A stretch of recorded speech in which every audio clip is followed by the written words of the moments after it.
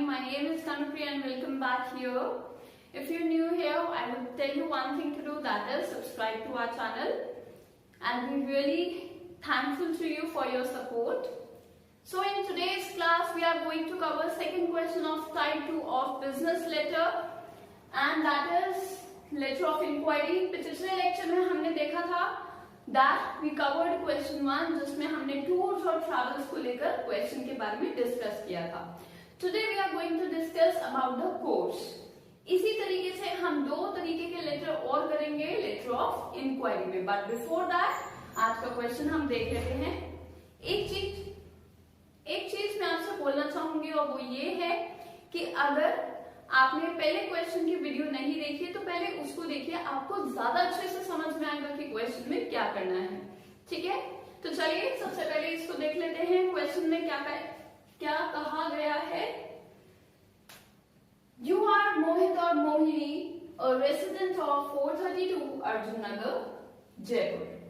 Last week you came across an advertisement pertaining to vocational courses and wish to join the same during the summer break.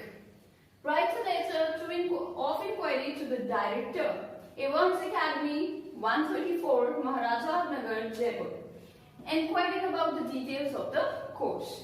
So सबसे पहले हम चीज एक का ध्यान रखते हैं. पॉइंट नंबर 1 का जो हम ध्यान रखते हैं हर क्वेश्चन में वो ये है कि क्वेश्चन पढ़ने के बाद, समझने के बाद पहले हम ये देख लें कि उसमें क्या हमें बोला गया है करने के लिए. तो हमें लेटर ऑफ इंक्वायरी लिखना है, वो भी एक कोर्स को लेकर. कौन सा कोर्स? Vocational course. अब ये वोकेशनल कोर्स क्या होता है? वो कोर्सेज जो नॉन एकेडमिक होते हैं. नॉन एकेडमिक से मेरा मतलब है वो कोर्सेज जो कहीं पे भी स्कूलिंग एजुकेशन से रिलेटेड नहीं होते, बल्कि आपकी स्किल से रिलेटेड, आपके करियर डेवलपमेंट से रिलेटेड या आपकी ट्रेनिंग से रिलेटेड कोर्सेज होते हैं. ठीक है, सो वोकेशनल कोर्सेज की हम यहाँ बात कर रहे हैं. अब हमें यहाँ ध्यान रखना है क्या कि जैसे हम टूर्स और ट्रैवल्स के कोर्सेज का जो लेटर लिखते थे वो टूर मैनेजर को लिखते थे. यहाँ पे जब भी हम किसी कोर्स की बात करेंगे, अगर हमें कोई कोर्स सीखना है तो यहाँ हम बात करते हैं किसकी? डायरेक्टर की. We write the letter to the director. ये चीज आपको हमेशा ध्यान रखनी है, चाहे क्वेश्चन में दिया हो या ना दिया हो. May it be silent in the question, but you have to keep these 2 points in mind. तो यहाँ पे अगर हम बात कर रहे हैं इंक्वायरी लेटर की, तो सबसे पहले जनरल फॉर्मेट हम डिस्कस कर लेते हैं. हमें सबसे पहले ये देखना है कि सेंडर कौन है. तो sender of the address is, sender of the letter is Mohit और मोहिनी. वो कौन है? एक रेसिडेंट है. तो ये वाला कौन से टाइप का हुआ जिसमें मैंने आपको बताया था कि एक कस्टमर टू बिजनेसमैन हुआ. ठीक है, अब सेंडर कौन है? यहाँ पे अर्जुन नगर वाला है. 432 में रहते हैं, अर्जुन नगर, जयपुर से ये रेसिडेंट हैं. ठीक है, और ये लिंक किसको रहे हैं? डायरेक्टर को, एवॉन्स एकेडमी के लिए, और वहां का एड्रेस भी हमें दिया है. तो आई होप ये मेन चीजें आपको क्लियर है. सब्जेक्ट में मैंने आपको बताया था हमेशा एक की लाइन रहनी है, inquiring about whatever the thing is. अगर टूर है तो inquiring about the tour too, और अगर नहीं है तो इंक्वायरिंग अबाउट डैश कोर्स. अब डैश में आप यहाँ पे लिख सकते हैं कि यहाँ किस कोर्स की, किस वोकेशनल कोर्स की बात कर रहे हैं. जरूरी नहीं हमें हमेशा वोकेशनल कोर्स आए, हमें एकेडमिक कोर्सेज के लिए भी क्वेश्चन आ सकता है. ठीक है, चलिए देख लेते हैं इसका आंसर. यहाँ पे क्वेश्चन को अच्छे से देख लीजिए, because now you will see the solution on the board and not the question. So here is the solution in front of us, where we have to see what. सबसे पहले sender's address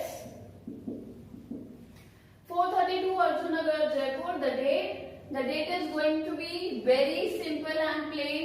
ठीक है, एक चीज मैं आपको बताऊंगी इससे पहले कि आप लिखना स्टार्ट करें और सुनना स्टार्ट करें, ये है कि जब भी आप रेफरेंस देंगे, जैसे पहले भी क्वेश्चन में आपने क्वेश्चन नंबर 1 की अगर वीडियो देखी होगी तो वहां पे भी जो हमने टाइम पीरियड दिया है वो किस हिसाब से दिया है? The time period is in relation. ठीक है, in relation with the month. ठीक, तो मान लीजिए मैं 21 जून को लिख रही हूँ या 20 जून को मैं लिख रही हूँ, तो मैं न्यूज़पेपर का रेफरेंस 1-2 दिन या मैक्सिमम 5 डेज पहले का दूंगी, और जो आने वाले टाइम पीरियड का मैं ड्यूरेशन दूंगी वो एटलीस्ट 15 to 20 डेज के गैप में रख कर दूंगी। ठीक है, इस चीज का आपको हर क्वेश्चन में ध्यान रखना है। Director, the director Evans Academy 134 Maharaja Nagar Jaipur. Subject inquiry about the details of the course in. Course वाले क्वेश्चन में सिर्फ इतना पार्ट चेंज, बाकी सब सेम। ठीक है sir, apropos of your advertisement, मैंने लास्ट क्वेश्चन में आपको एक लाइन लिखाई थी, वो थी क्या, with reference to your advertisement. तो दोनों ही बातें सही ही हैं, आप जो आपको कन्वीनियंट लगे आप वो लिख सकते हैं। ठीक है, no rule of thumb. Apropos of your advertisement published in the Hindustan Times dated, तो यहाँ पे देखिए मैंने 21 जून लिखा और यहाँ 18 जून, तो ज्यादा दिन का डिफरेंस नहीं है, just a 2 days time gap between। ठीक है, in between।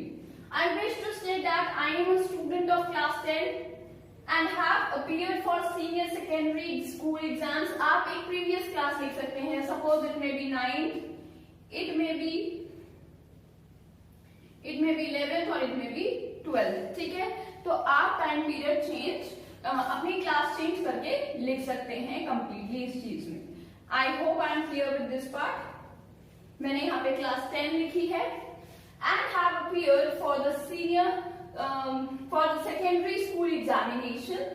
अगर आप 12th क्लास के स्टूडेंट हैं तो यहाँ आप लिखेंगे सीनियर सेकेंडरी। ठीक है, I want to pursue a short-term course in Java during the break as I have 2 months period at my disposal.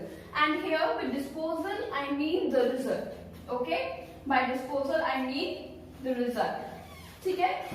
इतना बात आई होप आपको क्लियर है। तो हर क्वेश्चन में जो लाइन सेम रहती है वो क्या है, सारा पार्ट सेम है, सिर्फ हम यहाँ पे ये जो पार्ट लिख रहे हैं जावा वाला, बस हमको इसी पार्ट को चेंज करना है, बाकी सारा हमारा क्वेश्चन एज इट इज रहेगा। Yes, you can change your class also, but I wish that you are, if you are class 12 student, तो आपको थोड़ा लैंग्वेज में मॉडिफिकेशन लाना चाहिए, which must show that you are a class 12 student. Don't worry, I will upload a video specially for class 12 also. I hope I am very much clear with this part. तो आगे बढ़ने से पहले आप video को pause कीजिए, सब कुछ नोट डाउन कीजिए और उसके बाद फिर हम वापस रिज्यूम करेंगे। मैं साइड हट जाती हूँ ताकि आप सब कुछ लिख सकें। So here you can see I have written all the points that need to be covered for this question of courses। ठीक है, तो अब यहाँ पे जो हम बात कर रहे हैं पॉइंट्स की, मैं आपको फिर बता देती हूँ कितने पॉइंट्स हैं यहाँ, 1 2 3 4 5 6 7 8 9 10 11, और फिर से मैंने 11 पॉइंट्स की टीम इकट्ठी की है और इस टीम ने क्या करना है, it has to score full. ये इसको अपना स्कोर बोर्ड बढ़ाना है, ये पॉइंट से आपका स्कोर बोर्ड बढ़ेगा। अब कैसे, इन पॉइंट्स को पहले समझ लेते हैं। आई होप आपने वो वाला पार्ट कॉपी कर लिया है। तो अब हम आगे का पार्ट देखते हैं जिसमें हम फर्दर डिटेल्स डिस्कस कर रहे हैं। एक चीज बच्चे आपको ध्यान रखनी है, वो ये है कि हमने फिर से इस क्वेश्चन में 11 पॉइंट्स की क्या बनाई है, टीम बनाई है, और ये टीम जो है आपको आपका जो स्कोर बोर्ड है उसको डेफिनेटली टॉप पर लेकर जाएगी। ठीक है, तो ये 11 पॉइंट्स यहाँ भी हैं, ये भी आपको ध्यान में रखने हैं, और ये बहुत कॉमन चीजें हैं जो हम खुद किसी कोर्स के लिए जाएंगे तो पूछेंगे। ठीक है, जैसे देखिए ड्यूरेशन ऑफ द कोर्स, आप भी पूछेंगे कितने मंथ्स चलेगा, ये कितने वीक्स चलेगा। ठीक है, ये ईयर वाइज कोर्स है।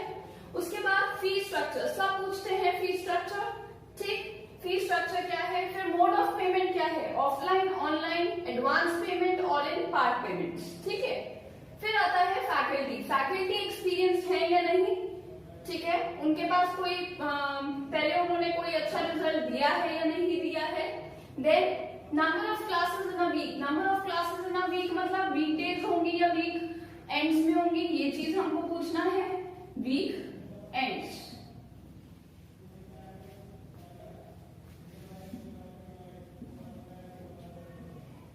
या क्लासेस हमारी वीकेंड्स में होंगी या नहीं। ठीक है, तो क्लास ड्यूरेशन क्या होगी, हर क्लास की अगर वीकेंड्स में हो रही है तो क्लास ड्यूरेशन ज्यादा होनी चाहिए, और अगर वीकडेज हो रही है तो क्लास ड्यूरेशन हो सकता है कि कंपैरेटिवली कम हो।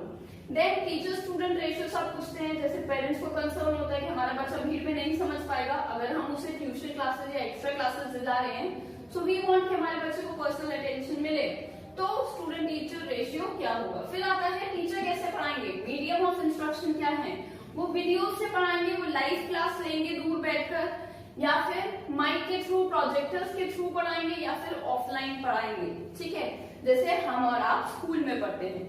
देन मैं नहीं पढ़ती हूँ, मैं पढ़ाती हूँ। चलिए, ट्रांसपोर्टेशन फैसिलिटी इफ एनी, और अगर कोई ट्रांसपोर्टेशन फैसिलिटी आप प्रोवाइड कराते हैं तो वो भी बता दीजिए। वैसे यूजुअली ऐसा नहीं होता है। स्टडी मटेरियल, तो स्टडी मटेरियल कैसे होंगे, सॉफ्ट कॉपी हमें मिलेगी पीडीएफ या दूसरे पर्पसेस से जैसे पेन ड्राइव वगैरह में, या फिर प्रिंटेड नोट्स मिलेंगे स्पाइरल्स की फॉर्म में। चेक एंड इवैल्यूएशन सिस्टम, आपको कैसे पता चलेगा बच्चा अच्छे से सीख रहा है नहीं सीख रहा है, ये पेरेंट्स पूछते हैं कि आपका टेस्ट सिस्टम क्या है, तो बिल्कुल उसी तरीके से how much the child is learning, ये इवैल्यूएट कैसे होगा आप ये बता दीजिए। और डिस्काउंट, हमें तो हर इंक्वायरी के क्वेश्चन में डिस्काउंट मांगना ही मांगना है, और ये मैंने आपको पहले क्वेश्चन में भी बताया था, हम तो डिस्काउंट लेकर रहेंगे। ठीक है, फिर तो ये सारी चीजें हमको ध्यान रखनी है बहुत अच्छे से, और ये वो जनरल चीज है बच्चे जो हम लोग खुद भी अगर किसी ट्रेनिंग पर्पस से जाते हैं तो पूरा इंक्वायर करके आते हैं। ठीक है, it shall be highly appreciated if the details are provided to me at the earliest, and then the closure part, thanking you, yours faithfully Mohit और Mohi. I hope you are very much clear with this question. If you understood it, give a like to it and give your feedback in the comment box. I hope कि आपको बहुत अच्छे से समझ में आया ही होगा। तो आप इसे अपने फ्रेंड्स के साथ भी शेयर कीजिए, और चैनल सब्सक्राइब नहीं किया है तो अभी कर लीजिए, so that all the informative and scoreboard increasing topics are discussed with you timely. तो आज का टॉपिक हम यही स्टॉप करते हैं, नेक्स्ट क्लास में कंटिन्यू करेंगे एक और नए क्वेश्चन के साथ। Till then stay tuned with saying bye bye.